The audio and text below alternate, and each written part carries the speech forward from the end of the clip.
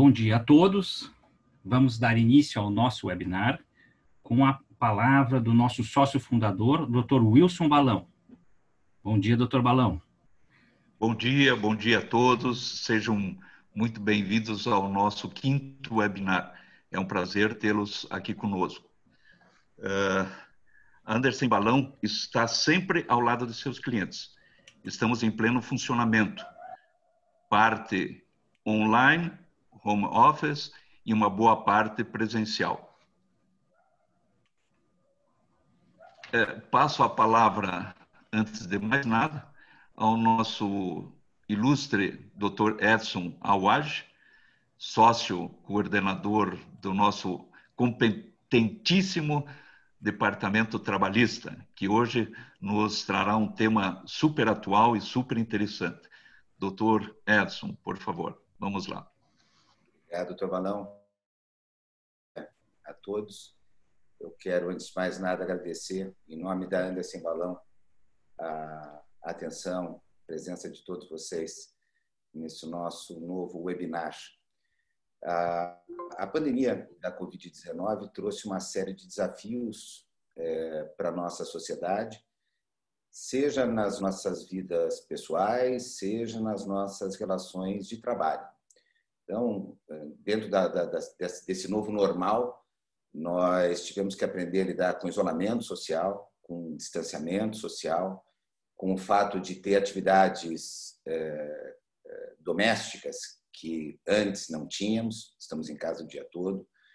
Tivemos que preparar nossas refeições todos os dias, quando antes a gente acabava almoçando durante o dia de trabalho em restaurantes ou na própria empresa. E no mundo do trabalho não foi diferente. Nós também tivemos que aprender, por exemplo, a lidar de forma bastante repentina com o home office, né? O teletrabalho de mera previsão legal passou a ser uma regra geral nas empresas, especialmente nos primeiros meses do estado de calamidade pública decorrente da Covid-19 aqui no Brasil. Mas as empresas também estão tendo que se preparar agora para esse retorno presencial das relações de trabalho. Se antes a preferência estava no home office, estava no teletrabalho, agora as empresas estão se preparando para esse retorno dos empregados às suas instalações. E esse retorno, naturalmente, porque ocorre que as atividades são desenvolvidas, em regra, dentro de ambientes fechados, acaba provocando um contato maior entre pessoas, dificultando um pouco o distanciamento social e fazendo com que haja risco de contaminação pelo novo coronavírus dentro das instalações da empresa, dentro da rotina de trabalho, viabilizando com que isso ocorra, portanto, de forma a se poder caracterizar como uma doença ocupacional, uma doença do trabalho.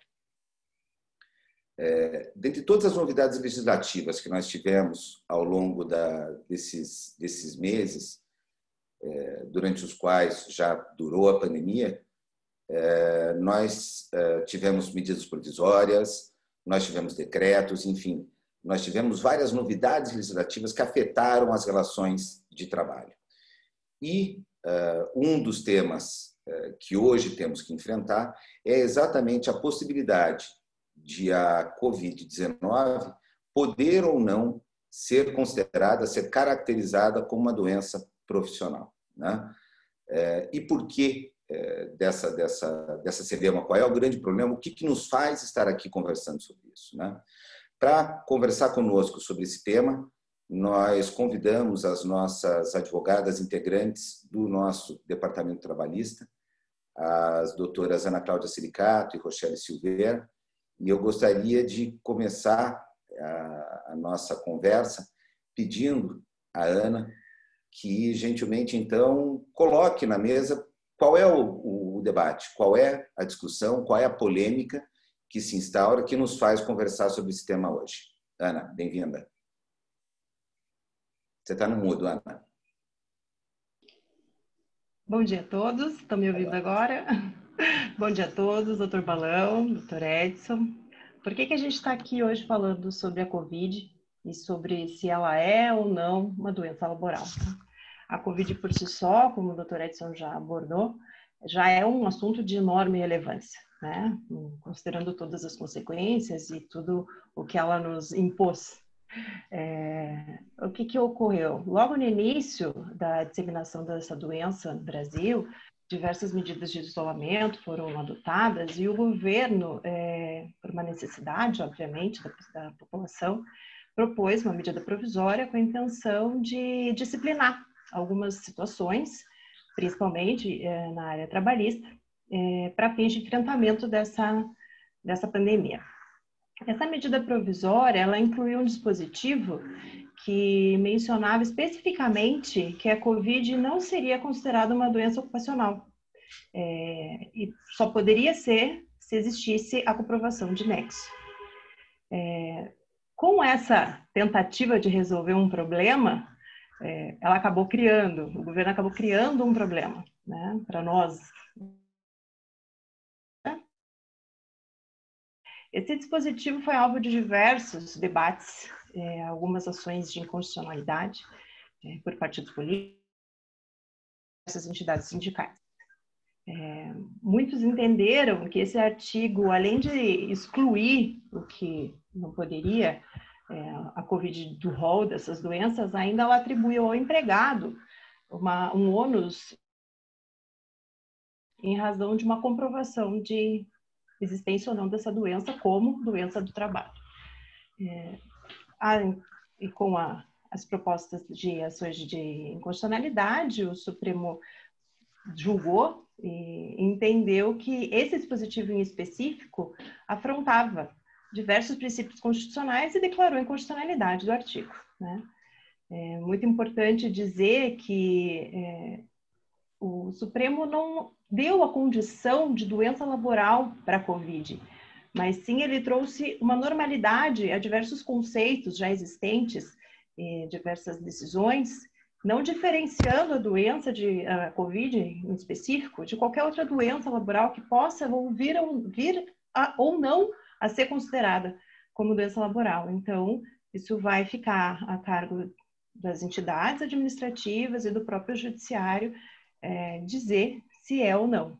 Então, toda essa divulgação e diversas notícias que a mídia divulgou no sentido de que ela na verdade, não foi bem assim que o entendimento do Supremo acabou sendo decidido. Então, a gente está aqui para esclarecer esses pequenos detalhes e para tirar essa dúvida que ficou na cabeça de muitos, considerando o julgamento que o Supremo Tribunal Federal proferiu recentemente. Nós temos, eu acho que, duas origens da polêmica, né?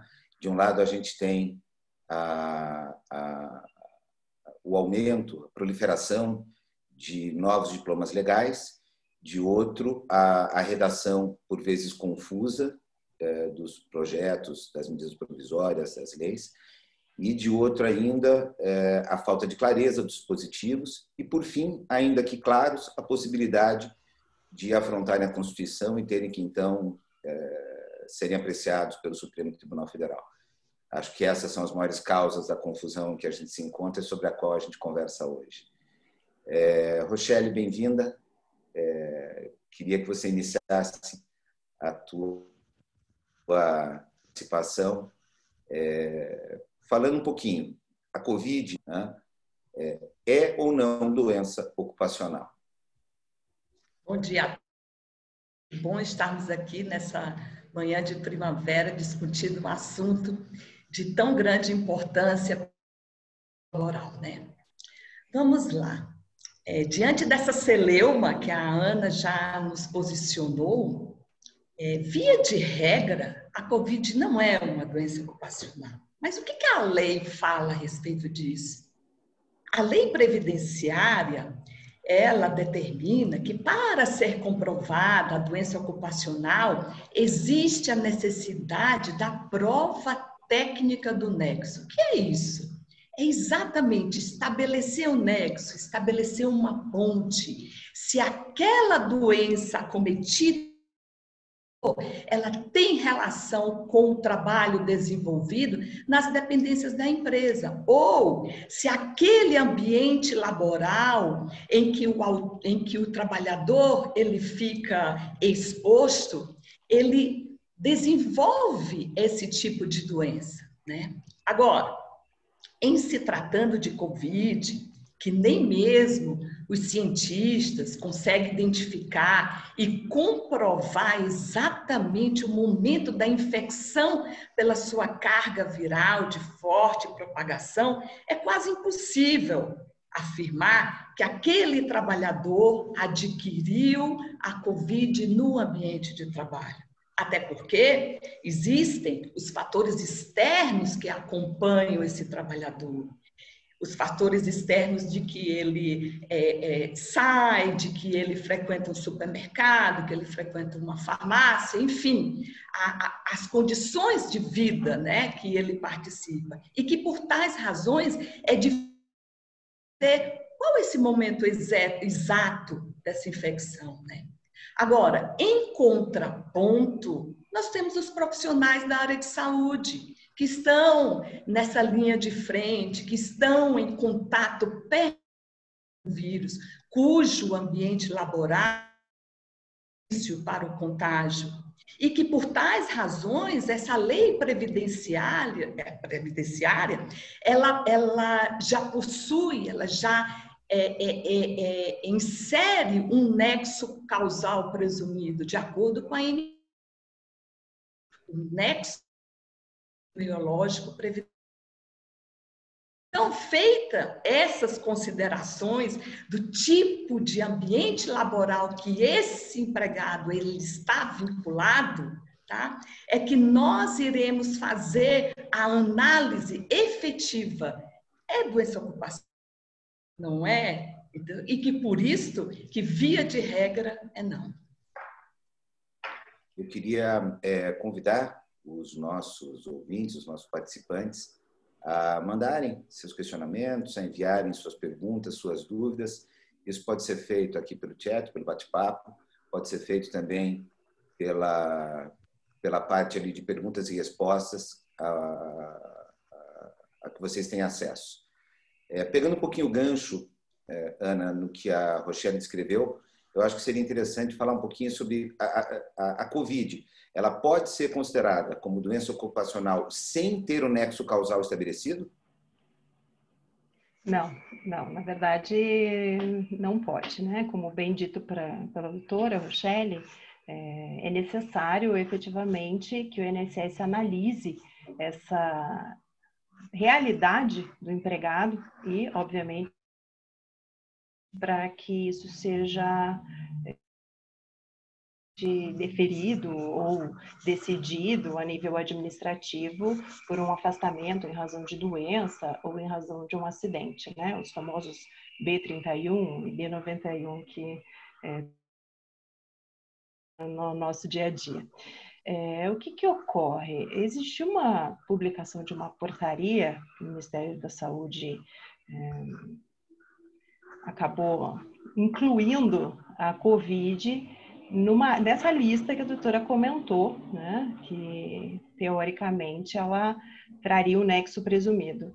Essa portaria 2309 do Ministério da Saúde, ela acabou tendo uma duração muito rápida, instantânea, não chegou a durar 24 horas e acabou tendo a sua publicação revogada, né? Então, a princípio, esse nexo poderia, caso essa portaria tivesse sido mantida, ocasionar esse estabelecimento, o reconhecimento da Covid como uma doença laboral, sem essa análise mais quanto à existência do nexo causal, mas a exclusão da Covid da lista acabou trazendo novamente a questão, a análise do nexo causal, né? Então, não existe forma de ser deferido o nexo causal, ou a condição de doença laboral para a Covid, sem essa análise do perito do juízo. Cabe aqui só fazer um adendo que isso se o funcionário for afastado por mais de 15 dias e acabar sendo encaminhado, obviamente, para o INSS para que seja feita essa análise, né? Em casos de um afastamento em que não ocorra, essa análise pode vir a ser feita em juízo, né? No momento, caso exista, caso se transforme numa ação judicial. Então, não falaríamos de caracterização de doença laboral nesse período inicial. Mas não teria como. Existe, obviamente, a necessidade da análise por parte para que seja ou não deferido um afastamento como acidentário ao empregado, né? Mas, como a doutora mesmo observou, obviamente essa presunção pode existir ou não de uma condição mais desfavorável ao empregado, dependendo da atividade, né? Vamos falar aí dos profissionais da linha de frente. Óbvio que o perito vai ter um peso maior na caracterização, mas mesmo assim ainda ele precisa analisar o nexo causal. Então, doutor, não temos como considerar a doença ocupacional sem essa análise mais aprofundada da existência da correlação entre a doença e a atividade desempenhada. Né? Queria fazer 2 comentários com relação a essas ponderações. Primeiro, reforçar o que falei no começo, que só estamos aqui hoje porque há uma proliferação de novos diplomas legais, né? A Ana comentou sobre a portaria de vida curta, né? Acho que não durou 24 horas, logo depois cancelada. Então, é justamente o grande volume de diplomas legais editados agora durante o período da pandemia da Covid-19.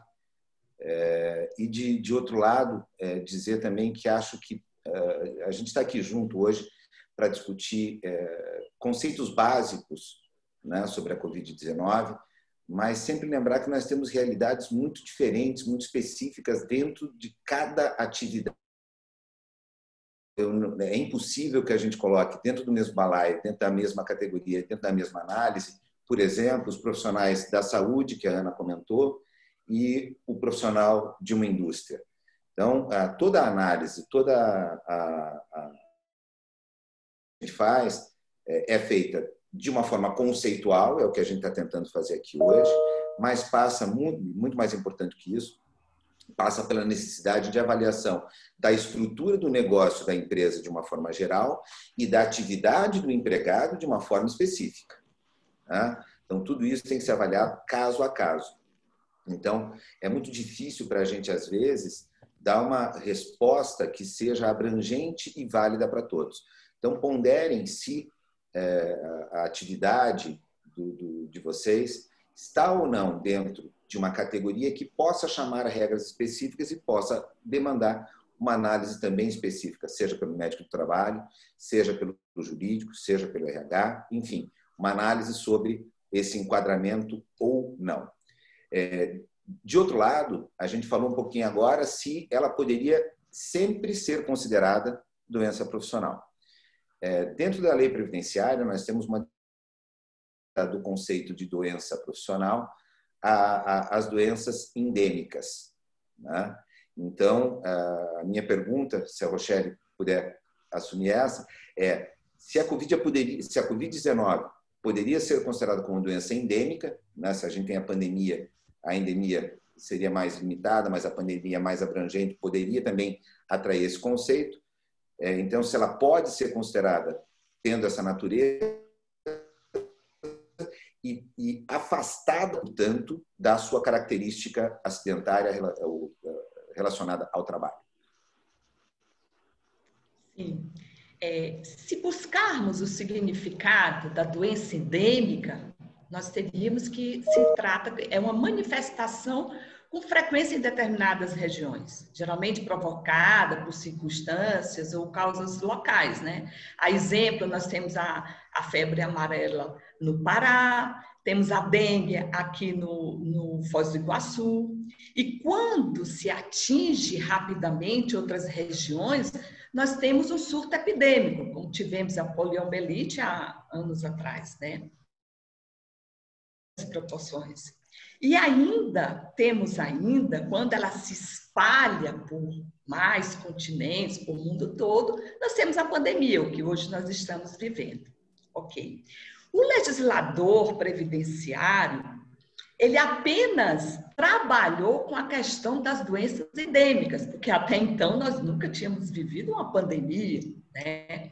E quando o legislador ele trabalhou com as doenças endêmicas, o que ele fez? Ele excluiu do rol de acidentes de trabalho. Tá? Por que ele excluiu do rol? Porque ele sabia que seria muito difícil de estabelecer o nexo causal. Exatamente o que nós já falamos outrora, né? Se a doença e o ambiente laboral, eles estariam intimamente ligados, tá?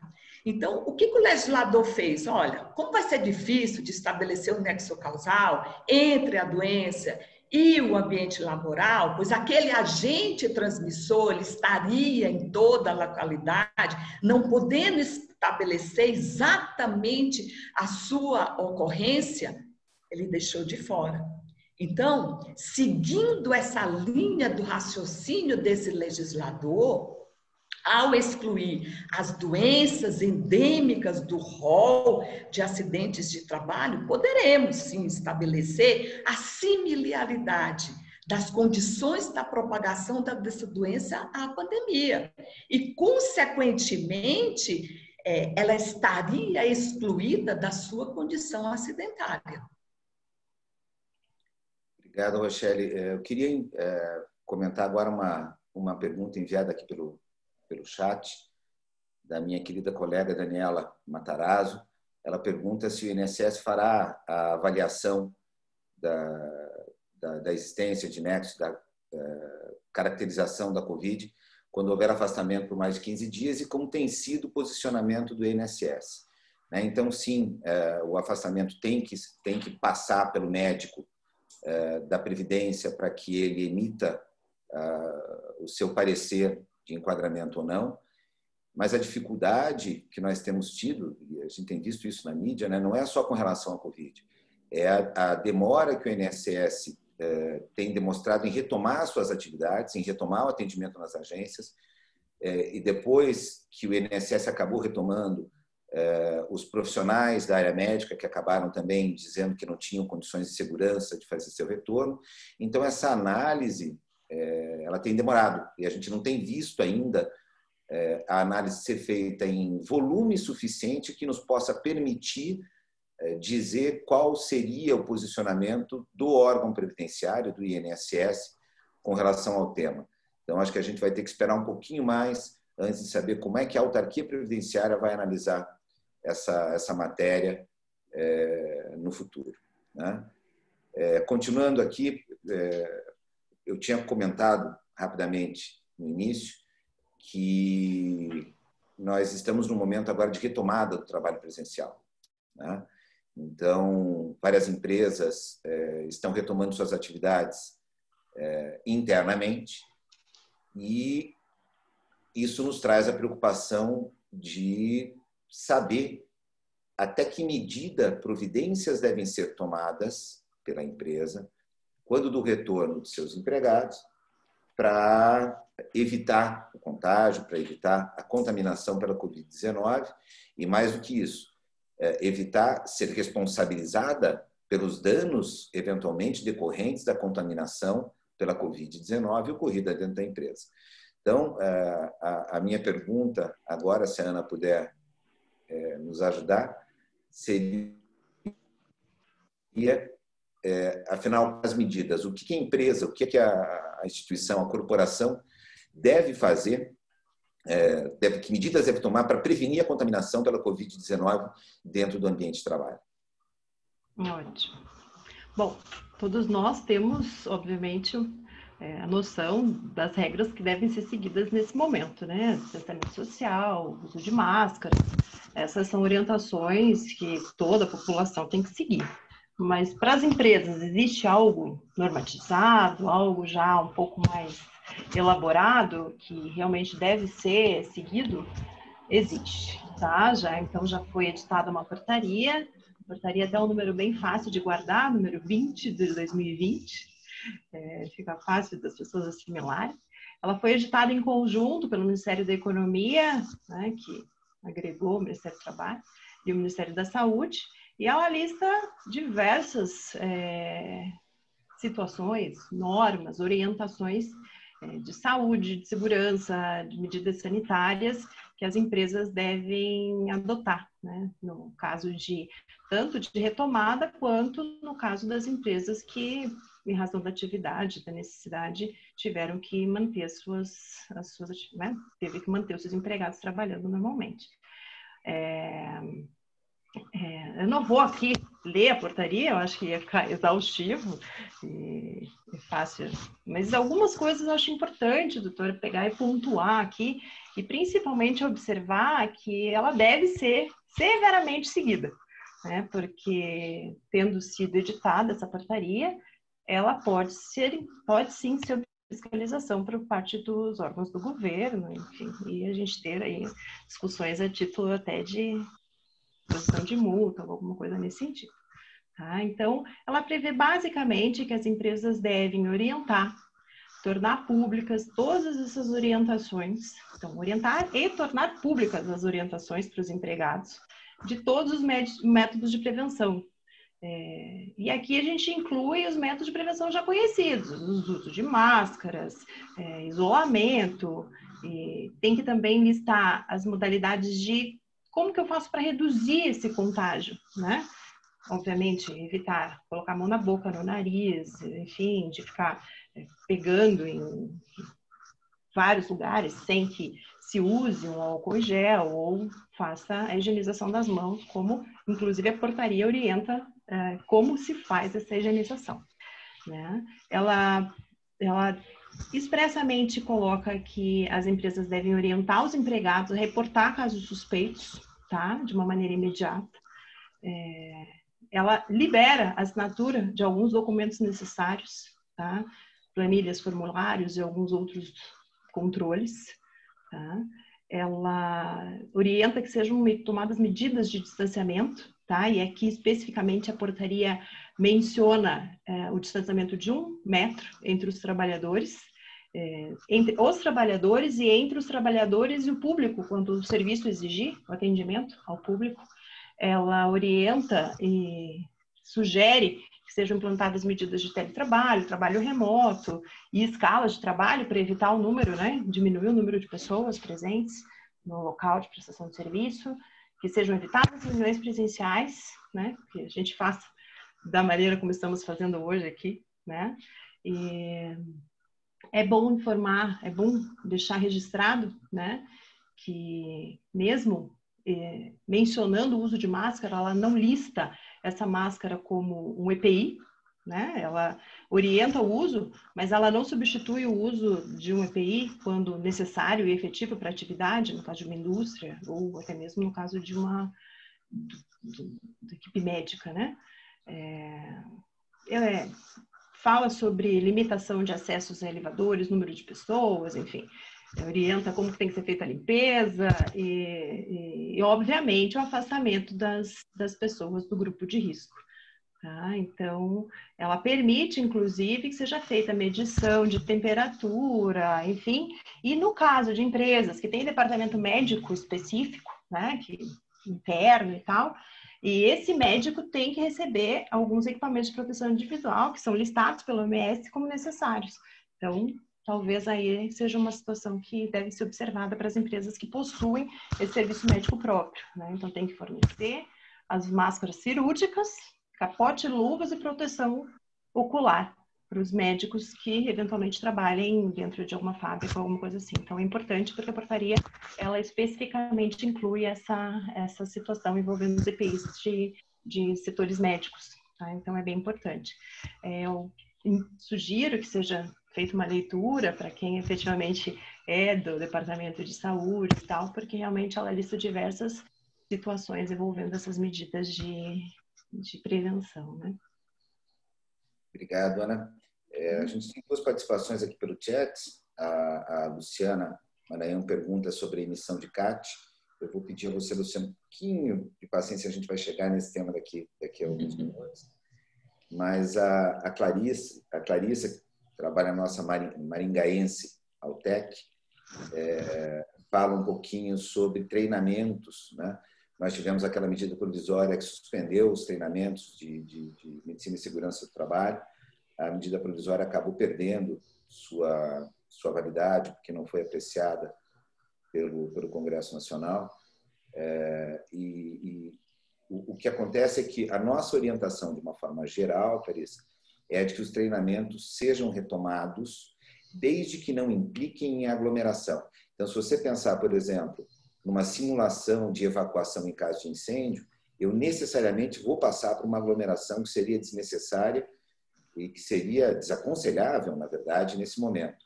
Mas os treinamentos que não tragam esse risco de aglomeração e que, portanto, aumentem a possibilidade de contaminação, já devem ser retomados, né? Tanto quanto exames não realizados durante o período em que vigeu aquela medida provisória também devem ser retomados.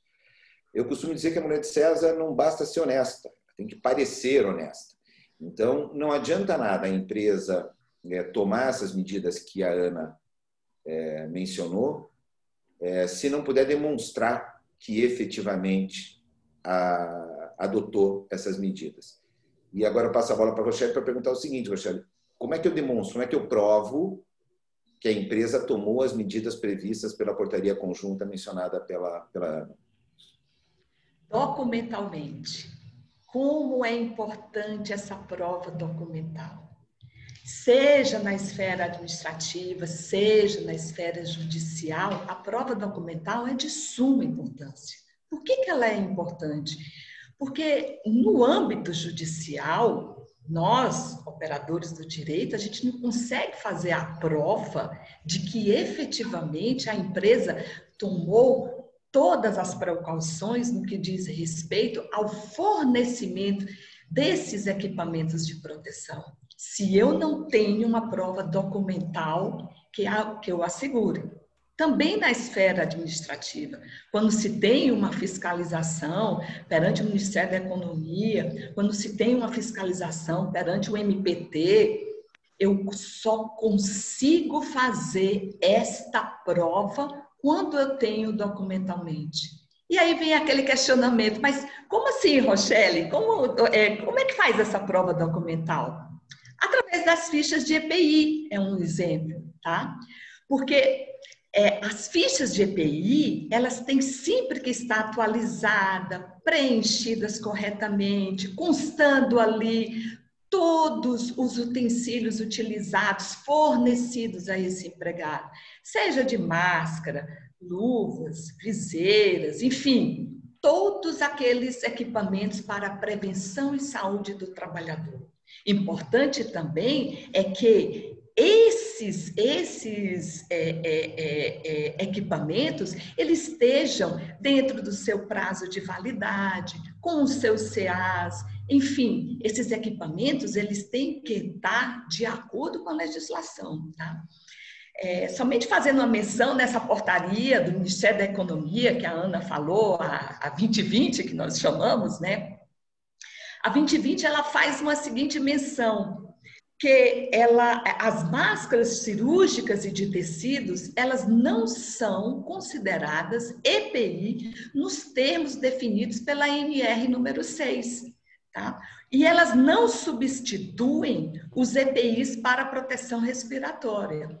Lógico, aí o legislador teve uma boa mão nesse sentido, porque as máscaras de pano, quando ele exclui desse EPI, quando eles não são considerados no EPI, eles excluem por quê? Porque é difícil fiscalização dessas máscaras de tecido. Porque sequer sabem a sua origem, como foi a sua fabricação, qual o seu prazo de validade, se tem CA, enfim, elas não fazem parte de uma esfera de fábrica, entendeu? É mais um mecanismo caseiro, entendeu?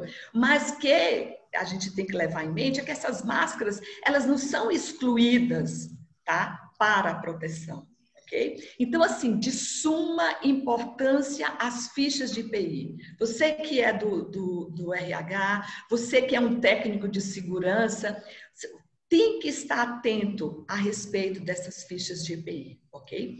Outro ponto importante seria quando a empresa ela adota um plano de controle preventivo, ok? Para aquelas empresas que adotaram esse tipo de plano, elas devem afixar em seus murais para que os empregados eles tomem conhecimento dessas medidas adotadas. E, se possível, através de mecanismo de comunicação virtual, compartilhem, alertando a forma desse controle adotado pela empresa.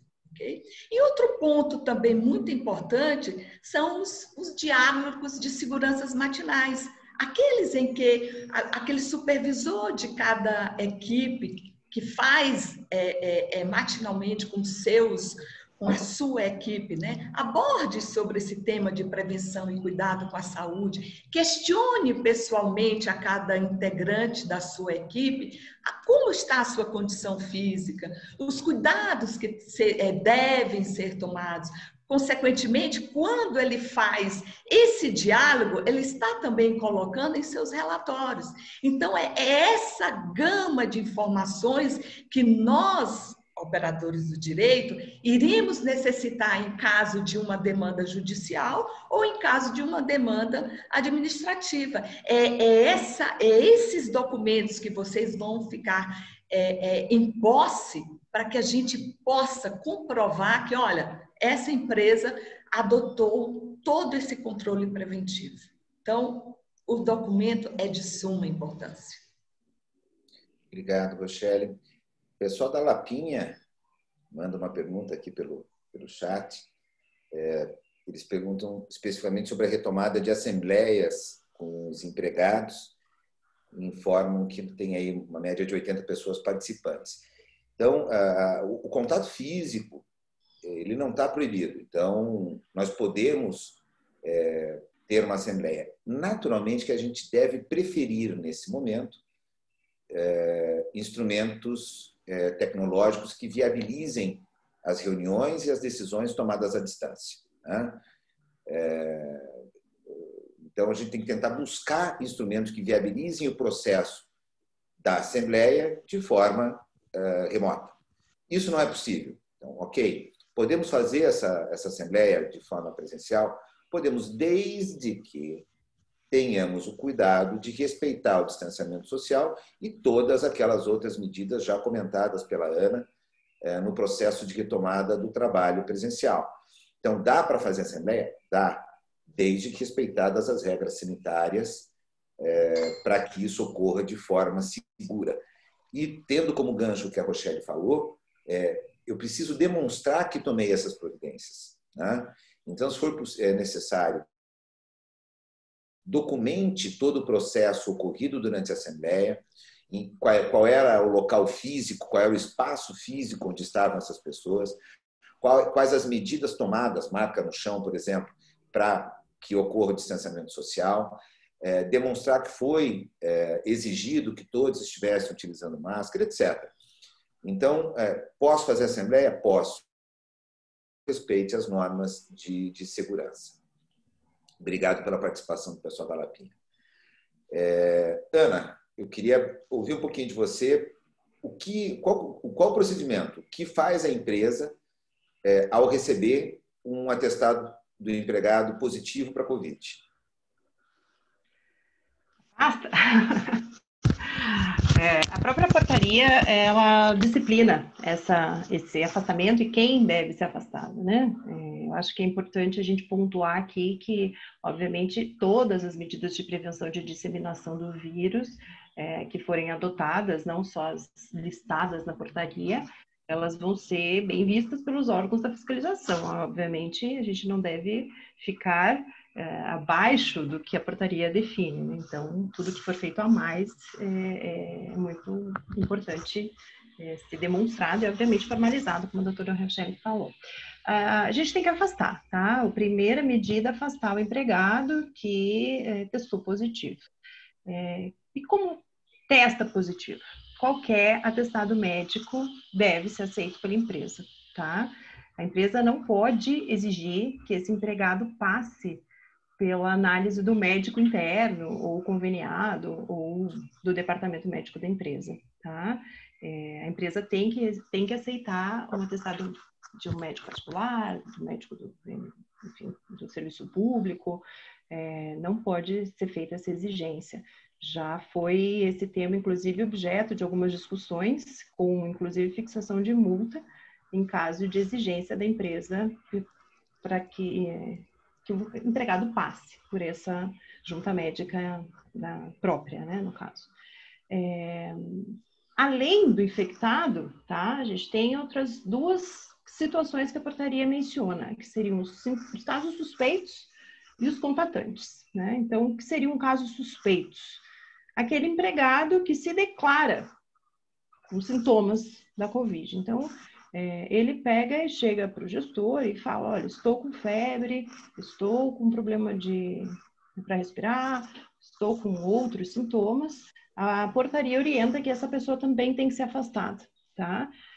Preciso fazer o teste? Não necessariamente. Preciso do atestado médico? A portaria menciona que, na verdade, não seria necessário nem o atestado nesse caso. Se ela se declara com sintomas, o correto seria afastar. E os contatantes seriam as pessoas que, mesmo sem sintoma algum, tiveram contato com aquela pessoa que testou positivo, né? Então, também existe essa orientação de afastamento. A portaria, ela menciona diferenças entre tempos de quarentena, tanto do contatante quanto daquela pessoa que se declara com sintomas. Então, ali ela especifica períodos menores e maneiras de contagem desse tempo, para que possa existir o retorno, eventualmente, dessa pessoa que apenas teve um contato próximo com a pessoa que testou positivo. Então, é importante essas observações e obviamente, cuidar para que não se dissemine o contágio dentro da própria empresa, né? Então, o afastamento é a medida mais importante a ser observada nesse caso. Doutor Balão levantou a mão. Gostaria de falar alguma coisa, doutor Balão? Ana, eu tenho uma pergunta. Sim. Você disse que o simples atestado médico, não há necessidade... Atestado de um médico, né? Não há necessidade... E como eu vou saber se realmente foi feito o exame? Ou isso também não importa? É que na verdade, o que a portaria ela menciona a questão de que não é necessário, não é, na verdade a portaria não fala isso. Algumas decisões judiciais já entenderam que eu não posso exigir que o empregado passe por uma junta médica minha, se ele me apresenta um atestado médico de qualquer médico, né? Mesmo que eu não tenha aquela segurança de que aquele médico seja... Porque o médico só vai poder atestar se eu tiver sido feito o exame, né? Ou não? Na verdade, não, porque se você tem os sintomas, dependendo da situação, o médico já faz o afastamento, já declara o afastamento, já pede para que a pessoa seja afastada. Não necessariamente ele afirma que ele tem ou não o vírus, né? Mas ele já indica o afastamento e esse atestado tem que ser recebido pela empresa e tem que ser providenciado. Então, isso é mais uma decisão profilática do que realmente... Sim. Porque, como foi aqui em casa, minha mulher foi infectada, teve o vírus, eu cuidei dela, o médico achava que eu também teria tido, e os 2 exames que eu fiz deu negativo e eu não tive nada. Exatamente. Mas isso não importa, porque eu poderia transmitir, né? Exato. O senhor, no caso, o senhor pode ter sido um assintomático, pode ter tido, mas não teve nenhum nada. Tipo de... Eu fiz os exames e não tive Covid. O vírus não gosta. Não gostou do senhor? Que bom, tomara que ele não goste de mim também. Na verdade, é exatamente isso. É uma questão de segurança para resguardar a saúde de todos. A portaria veio justamente para dizer assim, na dúvida, afasta. Deixa em casa, deixa afastado. e vamos cuidar para que isso não se dissemine, até porque eu acho que a maior dificuldade que a gente tem no caso da Covid é justamente essa questão assintomática, né? De você poder estar com o vírus, estar transmitindo e não ter tido nenhum tipo de sintoma. Então, acho que é isso que deixa a gente um pouco mais tenso. Obrigado, Ana. Tem razão, imagina. Tenso eu agora, porque eu estou vendo que faltam 14 minutos e está recebendo mais algumas perguntas aqui pelo chat e eu ainda tenho algumas questões que eu queria ouvir um pouquinho a Rochelle e a Ana falarem.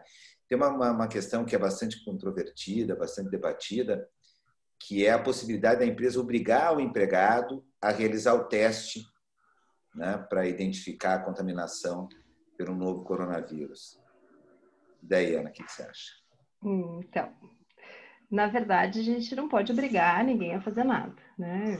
Não poderíamos exigir que um teste fosse feito nem para fins de averiguar se ele está ou não contaminado e nem para fins de possibilitar o retorno dele de uma forma mais segura para a empresa, né? A empresa, obviamente, pode disponibilizar o teste, caso ela entenda necessário por alguma razão, mas existe, obviamente, a possibilidade do empregado se negar a fazer aquele teste.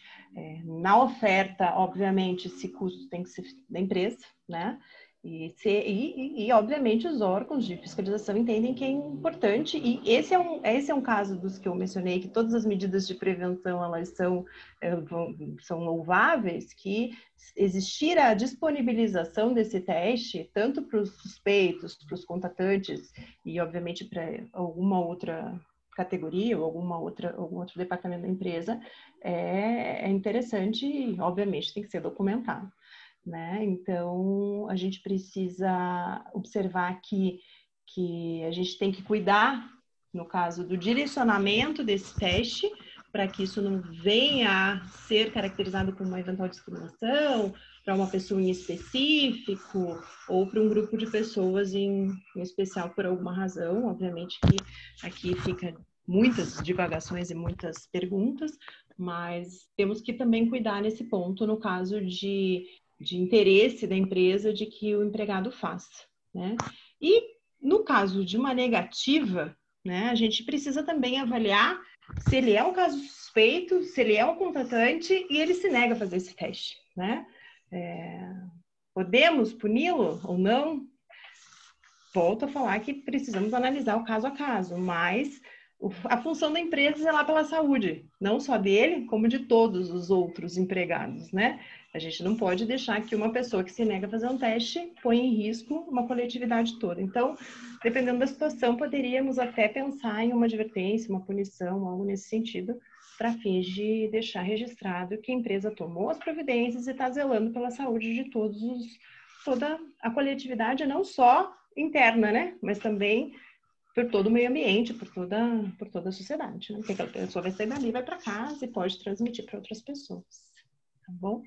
Ou seja, não tem como obrigar, não tem como colocar 4 pessoas segurando o cara para que o outro olhe o sangue ou... Às vezes a gente tem vontade, mas infelizmente já não dá, não pode. Rochelle, lá atrás, a Luciana Maranhão tinha perguntado se faz sentido a exigência de abrir CAT se o empregado tiver Covid, né? Então, assim, constatada a contaminação pelo novo coronavírus, ou seja, ele está com a Covid-19, a empresa deve emitir CAT? Acho que é essa a pergunta da Luciana. Sim. Vamos lá, Luciana. Luciana, via de regra, não. Eu não abro o CAT, tá? Eu volto a falar aquela questão lá do início que nós falamos, daquela necessidade de se estabelecer o nexo causal, tá? Porque quando eu emito a CAT, existe, veja, uma presunção de que aquele acidente de trabalho ocorreu nas minhas dependências, ok? E se eu não tenho como estabelecer que aquela doença foi acometida no ambiente de trabalho, eu não posso admitir, entendeu, que é um acidente de trabalho, ok? Agora, Se eu tenho um profissional da área de saúde, tá, que trabalha, como eu volto a reprisar aqui novamente, na linha de frente, em contato direto com o vírus, daí o meu questionamento já passa a ser outro. Tá? Porque eu já tenho uma presunção de que o ambiente laboral ele é propício, tá, para se adquirir a doença. Mas, via de regra, não. Por quê? Porque eu tenho dúvidas. Eu não sei estabelecer exatamente quando ocorreu o contágio. Tá? Então, o que eu faço? Você vai fazer o seguinte, você afasta esse empregado, como a doutora Ana já falou, tá? Ele tem 15 dias sob a responsabilidade da empresa no que diz respeito ao pagamento dos seus salários. Tá? E após o 15º dia, se ele ainda necessita deste afastamento para a sua recuperação, a empresa encaminha para o INSS. E daí, Rochelle, eu encaminho para o INSS e fica tudo assim? Olha, nós dizemos o seguinte, que é muito importante fazer esse acompanhamento nesse processo administrativo do INSS. Por que é importante fazer esse acompanhamento? Porque o INSS através da decisão dele, que vai caracterizar essa natureza do afastamento laboral. Se vai ser como uma doença laboral ou não. Entendeu? Por isso que é importante. O INSS ele vai fazer uma perícia. O INSS ele vai tomar as medidas, muito embora que ele não faça uma investigação dentro do âmbito empresarial, dentro do chão de fábrica, entendeu? Para que tome todas aquelas informações, mas ele vai dizer se é B91, se é o B31. Tá? E que por isso que é importante a empresa fazer este acompanhamento do processo administrativo do afastamento. Porque caso o INSS ele faça esse afastamento por acidente, que é o B91, a empresa ela deve fazer a impugnação correspondente, porque essa decisão por acidente, ela traz consequências, seja tributário, porque ela influencia diretamente a contribuição do SAT-RAT, ajustado, né? Ela tem também consequências previdenciárias para o empregado, porque o benefício por acidente é diferente. Para a empresa, pode comportar uma ação regressiva perante o INSS exatamente para questionar essa condição, por que ele colocou como doença laboral, né? E trabalhista, por quê? Porque exatamente esse período de afastamento, o recolhimento do FGTS desse empregado fica sob a responsabilidade da empresa, tá? Então, a nossa orientação é essa, olha, averigua essa questão do nexo causal, se vai emitir ou não a CAT, ok? E afasta em casos de necessidade. Ou seja, não é automático, né? Eu tenho que avaliar se há ou não uma suspeita de contaminação interna para decidir se emito CAT ou não. Né? Exatamente. A gente tem duas outras perguntas aqui. A Marlene Fernandes pergunta sobre os profissionais da área de saúde. Eu acho que a Rochelle acabou fazendo esse comentário dentro da resposta dela, né? Eles têm um tratamento diferenciado, porque são os profissionais que estão na linha de frente, portanto, mais expostos do que qualquer outro profissional à contaminação, havendo, portanto, uma presunção de doença profissional. Né? E a Fátima Flores pergunta aqui também sobre afastamento superior, que ela define como afastamento longo. Ela fala que ficou 51 dias com incapacidade. Acho que a Rochelle acabou comentando isso também quando disse que os 15 primeiros dias são o pagamento do salário é responsabilidade da empresa e daí em diante, sem limbo previdenciário, daí em diante a responsabilidade seria da Previdência. Né? Então, a Previdência Social é que, no caso de empregado com incapacidade superior a 15 dias, que vai arcar com o pagamento de um benefício durante o período excedente. Fiquem à vontade para mandar mais questionamentos. Eu sei que a gente está chegando no final, mas eu não queria te perguntar, Rochelle, eu acho que é importantíssimo esse último questionamento que eu preparei. E o que acontece? Quais são as consequências para a empresa se comprovada a contaminação do empregado no local de trabalho e que, portanto, a Covid-19 tenha sido caracterizada como uma doença ocupacional? Quais são as consequências dessa conclusão? Ok. Então, assim, eu vou partir do princípio, para essa resposta, eu vou partir do princípio que a empresa ela não emitiu CAT, ok? Ela não emitiu CAT porque ela feito aquele nexo causal, ela entendeu que, olha, eu não posso dizer que a contaminação dele ocorreu dentro desse ambiente do trabalho. O empregado, como esse questionamento, vamos pensar nesse empregado aí de 51 dias afastado, ok? 15 dias a empresa ficou sob a sua responsabilidade e os demais dias jogou para o INSS a sua responsabilidade quanto aos pagamentos das contribuições, tá?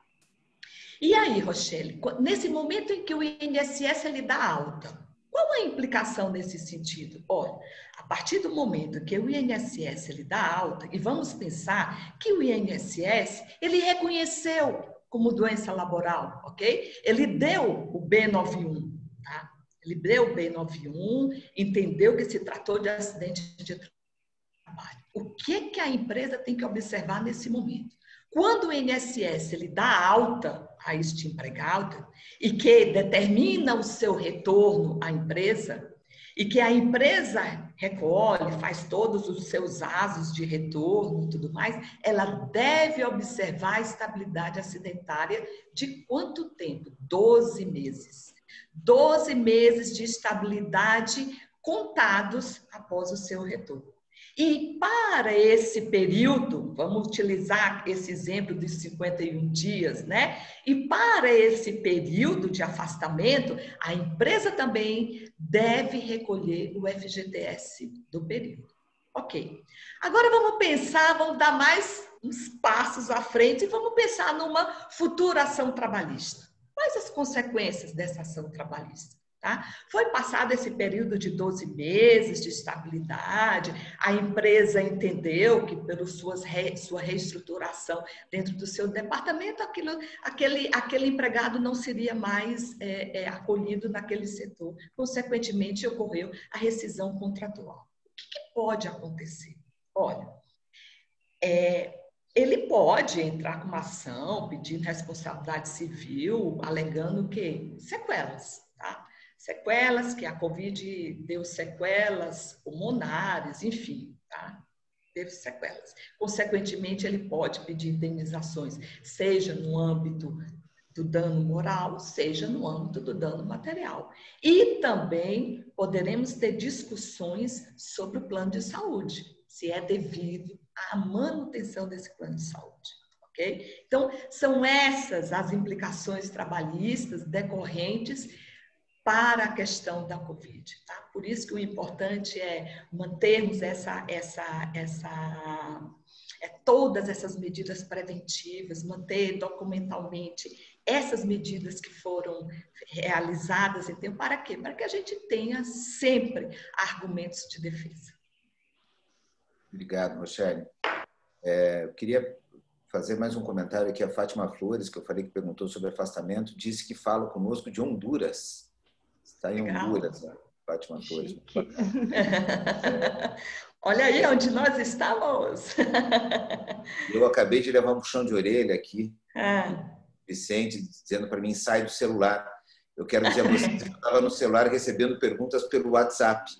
Tá? Não quero parecer indelicado com todos, é por isso que eu estava aqui olhando minhas mensagens. Eu sei que a gente chegou no nosso horário limite. Ainda há algumas perguntas pendentes. A gente vai fazer questão de responder essas últimas perguntas por e-mail. Eu vi que tem uma aqui lá no setor de perguntas e respostas, também já veio uma aqui no chat. Digo a vocês que a gente vai enviar, então, para os participantes que enviaram questionamentos. A gente não teve, infelizmente, tempo de responder respostas por escrito mais tarde. Mas o fato da gente não ter tempo mostra que o tema é importante, o tema gera dúvidas. E por isso eu quero agradecer muito mesmo a dedicação que a Ana e a Rochelle se doaram para esse webinar. Acho que o volume de perguntas e o volume de participação mostra, de fato, a importância desse assunto. Termino agradecendo a participação de todos e passo a palavra, finalmente, para o nosso sócio fundador, nosso querido Dr. Balão. Obrigado, Edinho.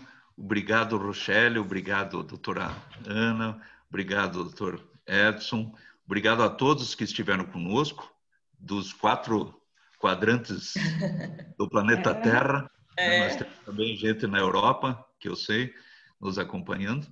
E dizer que esse tema, pelo jeito, ainda vai ensejar muito debate. E nós estaremos aqui, sempre que dúvidas persistirem, as nossas doutoras e o nosso doutor Edson estarão aqui para dirimi-las, né? Então, muito obrigado a todos e um bom dia, um bom trabalho e se cuidem, né? Um abraço.